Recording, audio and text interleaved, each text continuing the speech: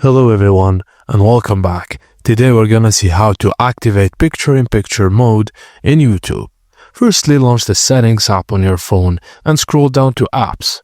In the Apps list, search for or scroll to find YouTube.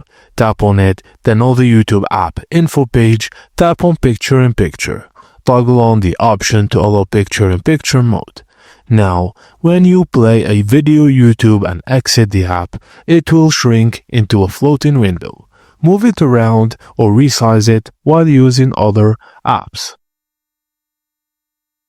You can also do it from the YouTube app settings directly, and just note that picture-in-picture mode requires YouTube Premium for most videos. Some regions allow the free picture-in-picture mode for non-music content. Now enjoy multitasking while watching YouTube videos. And that's it guys, as simple as that. Thank you for watching, and please don't forget to like and subscribe for more.